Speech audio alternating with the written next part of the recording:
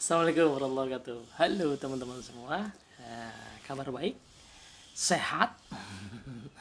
Masih dalam suasana pada saat video ini dibuat ya. Kerja di rumah sudah hampir sebulan rasa-rasanya ini. Apa sudah sebulan jangan-jangan ya. Suasana agak mendung gitu ya. Jadi momen yang bagus istirahat sejenak ini untuk merefleksi sedikit kehidupan kita. Kita mau lanjut pada buku 7 Habits of Highly Effective People yang sudah sampai habit yang ke-6 bagian yang kedua. Nah, yang belum nonton bagian yang pertama silahkan nonton ya, jangan lupa subscribe kalau subscribe ya. Oke, jadi di bagian yang pertama kita udah sempat bahas tentang hakikat dari sinergi ya, kenapa sinergi dibedakan, dibuat spesifik compare to istilah yang lebih umum soal kerjasama gitu, teamwork ya. Tidak semua teamwork ternyata menghasilkan sinergi, tapi sinergi adalah teamwork juga yang berada pada titik yang lebih tinggi.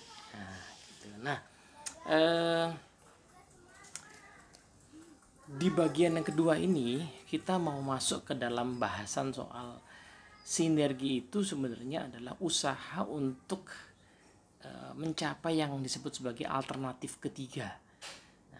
Alternatif ketiga itu artinya dia bukan alternatif pertama. Pertama adalah ide saya. Dia juga bukan alternatif kedua, yaitu ide Anda, idemu. Alternatif ketiga adalah alternatif baru yang kita temukan bersama. Nah, itulah yang disebut sebagai sinergi. Nah, sebagaimana sudah dibahas di video yang sebelumnya bahwa sinergi itu ada di alam ini. Alam ini berhasil survive sampai sekarang karena banyak sinergi. Nah, hanya saja memang sinergi itu tidak alamiah di antara kita sesama manusia karena itu sesuatu yang harus kita usahakan. Gitu ya. Oke, nah jadi Pak Stephen Covey membahas satu contoh di dalam keluarga. Ya mungkin kalau kita baca contoh ini kesannya di Indonesia ini rada aneh gitu ya, tapi kalau kita pahami konteks dalam kondisi di Amerika mungkin agak maklum lah kita gitu. Jadi sini ada konteks seorang suami ya yang kemudian berdebat dengan istrinya ketika mereka sudah membuat perencanaan untuk liburan ya, sama-sama pengen camping sama fishing gitu. Nah, tapi ternyata ibunya itu sang istri kemudian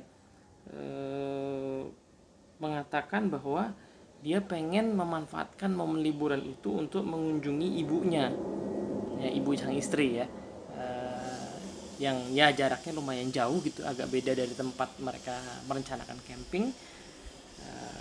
Ya kebetulan karena liburnya jarang-jarang dan ketemu ibunya juga jarang-jarang, ibunya sudah cukup tua, khawatirnya tidak ada kesempatan lagi buat mengunjunginya gitu. Nah, sehingga terjadilah perdebatan gitu ya. Nah, dalam buku ini dikisahkan, dicontohkan lah. Mungkin juga contoh ini sekedar untuk ngasih poin aja ya. Suaminya kekeh, loh kan kita udah punya rencana, anak-anak udah seneng loh ya kan, kita harus fishing nih, camping. Kemudian ya istrinya bilang ya tapi kapan lagi, liburan kan jarang-jarang juga gitu. Aku khawatir kalau ada apa-apa, aku nyesel nanti, ibuku udah tua banget, sakit-sakitan gitu kan. Nah, suaminya bilang lagi, loh tapi ini liburan yang cuma setahun sekali loh, gitu direncanakan di setahun yang lalu loh.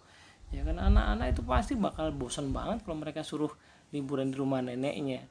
Sekali lagi ya, ini konteksnya di Amerika. Mungkin di Indonesia ya ada juga kasus begini, cuman mungkin kita akan lihat agak aneh ya cerita begini. Nah, istrinya bilang, tapi dia ibuku, aku pengen bersama dia gitu. Terus suaminya bilang lagi, kamu kan bisa nelfon dia tiap malam. Ini kan gila, kalau di Indonesia agak aneh ini situasi begini ya. Jadi intinya singkat cerita adalah terjadi perbedaan pendapat. Ya mungkin kita bisa ambil contoh yang agak berbeda di keluarga. Bukan soal yang begini saja gitu, tapi soal ya tadi sama-sama soal mau kemana kita liburan, mau apa yang pengen kita beli ya, mau beli kendaraan jenis apa gitu ya, mau beli rumah di mana gitu ya, atau even mau nyekolahin anak di sekolah yang seperti apa gitu. Itu banyaklah perdebatan-perdebatan yang pada intinya ingin memberikan contoh bahwa dalam kondisi ini yang umum terjadi adalah masing-masing itu berkompromi atau mengalah. masing-masing berkompromi untuk mengalah. Bisa jadi sang suami yang ngalah, dia ngikut apa kata istrinya, tapi suasananya pasti tidak akan harmonis, tidak akan baik. Bisa juga si istri yang mengalah, ngikut kata suaminya, juga sama, situasinya juga tidak akan baik, karena kalau ada apa-apa di salah satu keputusan itu pasti akan kemudian menghasilkan perdebatan lebih panjang lagi setelah itu gitu ya. Nah, tapi apa sebenarnya yang terjadi? Yang sebenarnya terjadi adalah karena ya masing-masing suami dan istri ini punya sudut pandang yang berbeda. Ingat sekali lagi, sudut pandang yang berbeda sebenarnya adalah buah atau bibit dari sinergi. Ya, Pak Stephen Covey bilang dalam kesempatan lain, dikatakan bahwa kalau ada dua orang punya ide yang sama persis, maka sebenarnya salah satu tidak diperlukan, ya kan? Jadi kalau ada dua orang, harusnya memang ada dua pandangan minimal yang membuat kemudian akan muncul satu kekayaan ide-ide yang baru. Nah, di sini jelas suami dan istri punya perbedaan. Nah, tapi perbedaan itu memang perlu disinergikan secara sadar. Mulainya dari mana? Pertama adalah harus dari rekening bank emosi. Ya, harus ada keinginan masing-masing pihak untuk membangun rekening bank emosi dengan cara saling memahami gitu ya. Nah, mulai dari berpikir menang-menang dulu ya, bahwa sang suami pengen menang, pengen liburan gitu ya, tapi dia juga pengen istrinya merasa menang dengan keputusan apapun yang nanti mereka hasilkan. Sang istri juga begitu, dia pengen menang, yaitu bisa menemui ibunya, tapi dia juga tahu bahwa dia ingin suaminya dan anak-anaknya juga menang, happy dengan apapun keputusan yang nanti dibuat. Jadi mulainya dari situ dulu. Jadi dari keinginan untuk menang bersama ini kemudian lahirlah proses berdialog, ya kan, mengutarakan keinginan, ya, empathic listening, tapi juga pada saat yang sama, pada momen yang sama maksud saya, juga mengemukakan ide-ide, termasuk juga adalah perasaan yang sebenarnya dirasakan, ya, saling memahami pikiran dan perasaan masing-masing. Nah, dari ide-ide yang tertuangkan ini akan muncul dialog, ya, dia dan logos itu pertukaran makna yang menariknya itu akan memunculkan alternatif-alternatif baru yang bisa dikombinasikan sehingga ketemulah alternatif ketiga, jalan tengah, tapi bukan jalan tengah dalam arti dikompromikan, tapi jalan tengah yang dirasakan masing-masing pihak lebih baik. Nah, menarik saya temukan pemahaman beberapa waktu kemudian nih, bahwa tadinya yang saya pikir sebagai sinergi itu harus sesuatu yang betul-betul baru keputusan idenya. Nah, tapi kadang-kadang mungkin nggak juga harus baru idenya. Bisa jadi idenya ide salah satu yang mungkin itu bisa di-enhance ya. Cuman yang berbeda dengan proses bersinergi adalah keaktifan semua pihak yang terlibat, sehingga perasaan yang dirasakan itu berbeda. Kalaupun ternyata keputusan yang harus diambil adalah keputusan yang sebenarnya milik salah satu, tapi perasaan kedua belah dia sudah berbeda karena sudah terjadi pertukaran makna dan sudah didahului oleh niat untuk sama-sama menang gitu. Jadi bisa jadi memang menghasilkan hal yang sangat baru, bisa juga tidak betul-betul baru, tapi perasaan orang ketika menjalaninya berbeda gitu. Ya, sederhana contohnya mungkin saya kayak singgung di video sebelum juga ya, bahwa untuk sekedar punya anak itu nggak perlu bersinergi, betul nggak? Ya, orang bisa aja menikah tidak harmonis sebenarnya tapi punya anak, bisa aja. Nah, tapi untuk membesarkan anak, jadi untuk sekedar punya anaknya itu bisa jadi tidak perlu bersinergi, tapi untuk membesarkan anak, mendidik anak-anak itu menjadi anak-anak yang berkarakter, yang tumbuh dengan baik, itu jelas perlu perasaan menyatu, perasaan yang bersama. Nah, di situ bedanya. Anaknya kalau cuma lihat hasilnya mah sama gitu ya, tapi karakternya yang terbentuk itu yang akan berbeda gitu. Oke, jadi bisa jadi mungkin ide dari kasus tadi ya, ide yang muncul adalah ya udah kita bisa arrange another time, waktu yang lain untuk mengunjungi ibumu, bukan di liburan ini ya. Atau mungkin jadi kayak misalnya nyari cuti tambahan lah gitu ya, kerja di weekend nanti cuti tambahan gitu. Atau bisa mencari lokasi camping sama fishing dekat rumah ibumu gitu kan. Nah, dan seterusnya lah gitu. Tapi ide-ide apapun yang muncul itu datang dari proses dialog sebagai akibat dari keinginan untuk menang secara bersama gitu.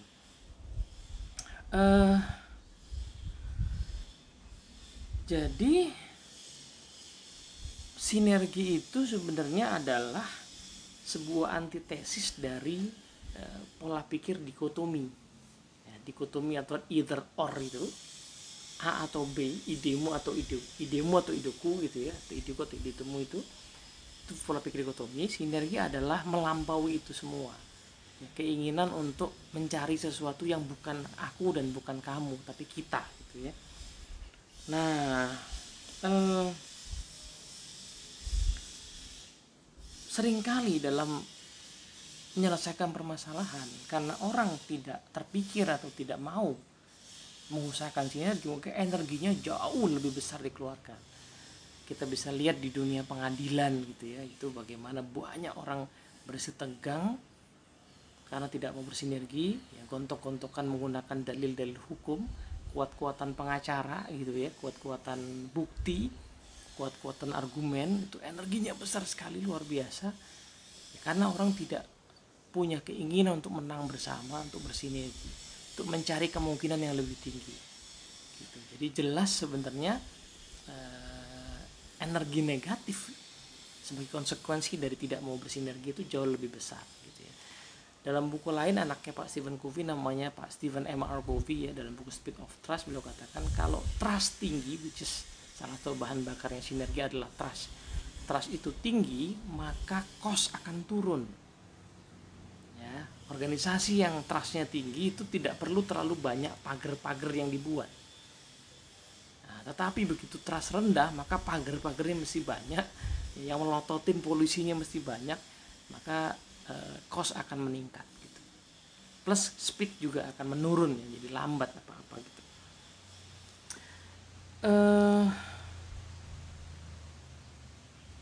Yang jelas, yang menarik dari proses sinergi itu dua hal menurut saya. Pertama, secara bersama kita menemukan kesatuan, unity. Unity itu dikatakan bukan apa tadi, bukan uniformity ya. Unity itu bukan uniformity. Kalau kita lihat fenomena apapun di dalam kehidupan kita sehari-hari ya, kendaraan namanya mobil itu kan part-partnya beda-beda tuh, ya kan? Tidak sama, tetapi unity, part itu menyatu menjadi sebuah kendaraan yang bisa dipergunakan untuk pergi bersama gitu ya. Seluruh komponen itu dan orang-orang lain yang menaikinya. Nah, jadi sinergi memungkinkan kita untuk mencapai unity ya, sebuah kesatuan ya, keharmonisan. Tetapi menariknya unity itu terjadi sambil bahwa setiap individu di dalamnya juga mencapai pertumbuhan optimalnya, mencapai aktualisasi dirinya. Karena ingat, untuk bisa bersinergi itu syaratnya yang bawahnya dulu, habit 1, 2, 3 adalah kemandirian.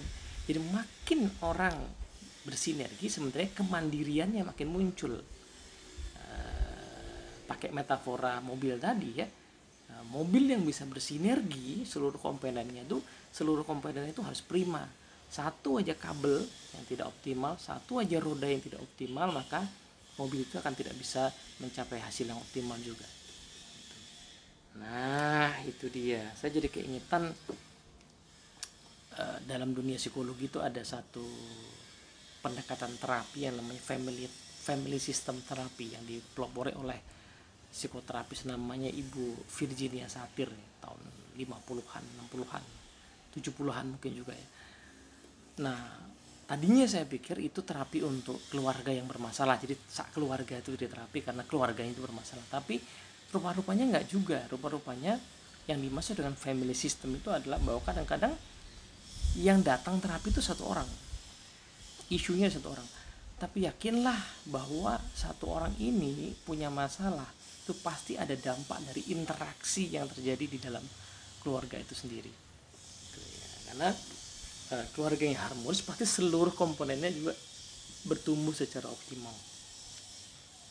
Jadi ketika sinergi terjadi, pasti ya, keseluruhan diri orang itu tumbuh ya, kemampuan analitis, logis, ya, otak kanan kiri kalau beliau ambil contoh di sini ya, segala potensinya yang tadinya tersembunyi itu jadi keluar ketika terjadi sinergi gitu.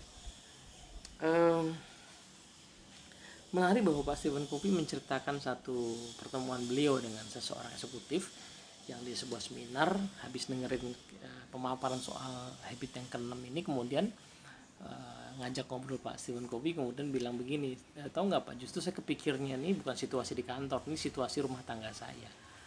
Oke nggak Pak Covey kalau saya undang makan siang untuk melihat bagaimana Bapak bisa membantu keluarga saya. Jadi menarik ya kalau saya amati Pak Stephen Covey ini, nanti ada kesalahan lagi di bab ini, dan di buku ini cukup banyak bagaimana beliau itu ternyata bukan hanya pembicara yang jago ngomong di dalam seminar ya, tetapi beliau itu sering sekali berperan yang betul-betul in action, bantuin kliennya langsung di dalam konteks itu.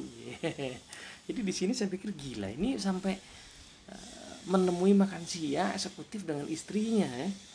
Itu. Nah, yang menarik bahwa di sini dikeluhkan ya, sang suami mengeluhkan dan betul-betul dipraktekkan bersama istrinya bagaimana sang suami itu orangnya detail, dia beliau sebut sebagai left brain thinking gitu ya, left brain thinker gitu ya, yang ayo honey, kamu sayang, kamu katanya mah gitu, kamu katanya ini ngelihat aku tuh kurang sensitif gitu, coba kamu bisa nggak kasih contoh yang spesifik ya, contoh yang spesifik. Sementara istri bilang ya nggak ada yang spesifik sih, cuman rasanya memang kamu kurang perhatian aja. Ya apa maksudmu yang spesifik dong. Nah jadi sepanjang diskusi terjadi perbedaan, bang, suaminya ini detail senengannya, istrinya global dan main perasaan gitu. Nah kemudian sampai satu titik Pak Kofi bilang, ya saya sih cuma melihat bahwa Anda berdua ini berbeda gitu. Iya jelas kami berbeda, iya itu dia. Cuman kenyataannya kan Anda punya anak, dulu gimana cara bikinnya? Ya kamu tahu lah cara bikinnya gimana, kata si kliennya. Ya itulah, kalian menghargai perbedaan, that's why kalian bisa punya anak. Yang mesti dilakukan sekarang juga hal yang sama sebenarnya gitu. Nah maka kemudian masuk ke dalam bahagian soal valuing differences. Ya, tidak hanya menerima tapi justru menghargai, merayakan, celebrating differences. Jadi menghargai bahwa orang punya perbedaan secara mental, pola pikir, emosional, pola emosi, psychological ya, pola psikis, pola berperilaku, bertindak gitu ya. Nah, kuncinya untuk memvalue differences ini adalah untuk menyadari bahwa semua orang itu melihat dunia tidak sebagaimana dunia itu sendiri. Ini bahasan di paradigma sebenarnya, tetapi melihat dunia sebagaimana diri mereka sendiri gitu ya. Kalau dalam ilmu lain, ilmu NLP itu the map is not the territory, peta atau persepsi bukan wilayah. Nah cuman manusia merespon pakai petanya bukan pakai wilayahnya. Ya begitu kan kita ya, kita mau pergi itu lihat peta Google Map, dan kita ya pasti merespon Google Map itu bukan terhadap wilayahnya, karena kita nggak kenal wilayahnya itu gitu kan. Nah maka urusan hubungan antar manusia itu jelas tidak mungkin, kata beliau di sini, sepenuhnya logis. It's not logical because it is actually psychological. Nah, gitu loh. Menarik nih, ada kata permainan kata di sini ya. It's not logical but psychological. Jadi tidak sepenuhnya logis tetapi psikologis, karena manusia punya jiwa, punya emosi yang berperan dalam logosnya gitu ya.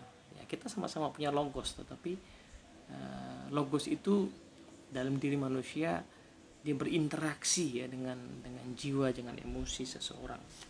Gitu. Maka satu-satunya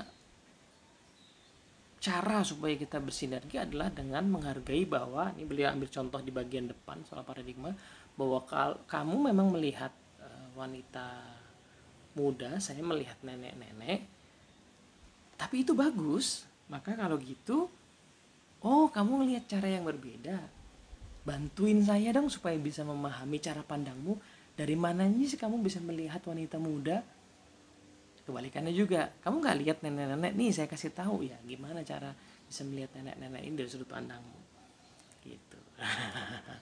Nah kemudian beliau bahas di sini menarik bahwa ada sebuah kisah, mungkin kita juga sering dengar ya, di sebuah daerah ada banyak fabel lah ya, ada hewan-hewan yang dengan berbagai macam keunikannya, tapi dipaksa untuk dilatih sesuai dengan kemampuan yang sama gitu ya. Jadi ada gajah, ada ikan, ada monyet gitu, tapi kurikulumnya sama, yaitu semua harus bisa manjat pohon. Ya pasti monyet doang yang kelihatan bagus gitu kan. Tapi kata gajah, coba ya kan masuk sungai gitu kan, misalnya gitu.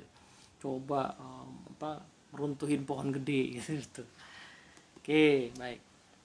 Nah, lebih lanjut Pak Stephen Covey membahas di buku ini, di bab ini, bahwa sinergi itu memang tantangannya bisa dilihat juga dari sisi yang disebut sebagai force fit analysis. Jadi Pak Kurt Lewin ya, ilmuwan yang teorinya dipakai di dunia psikologi, tapi kalau beliau itu engineer atau sosiolog gitu ya. Di sini sih kata sosiolog, teman saya lupa ingat.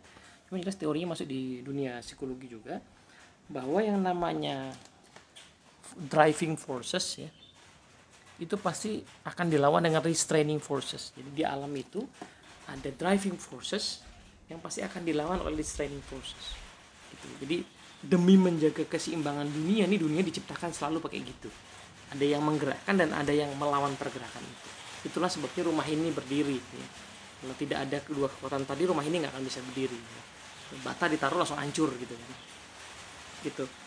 Nah, maka kita nggak bisa mengubah dengan meningkatkan driving forces saja, karena pasti restraining forcesnya akan nambah juga. Nah, jadi percuma di dalam keluarga, organisasi kita paksa orang untuk berubah, karena dia pasti akan memaksa kita balik. Jadi makin kencang kita mendorong, makin kencang dorongan baliknya.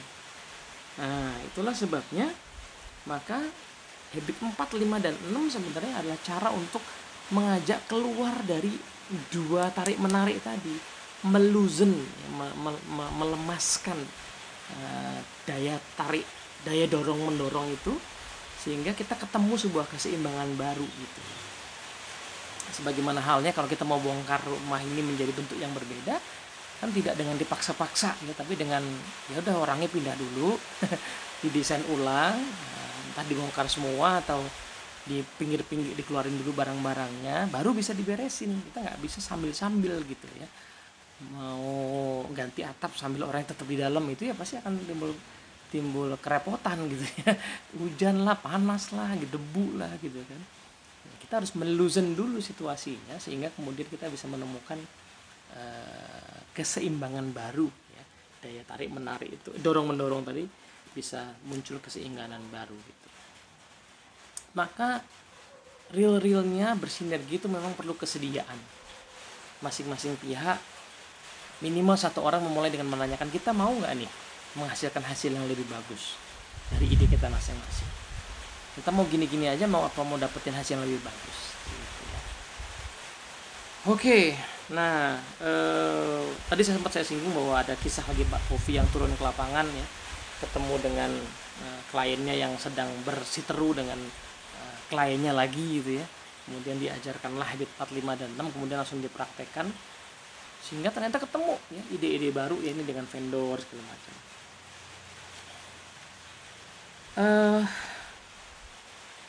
Bab ini kemudian ditutup dengan ya, kenyataannya prinsip ekologi itu berlaku dimanapun.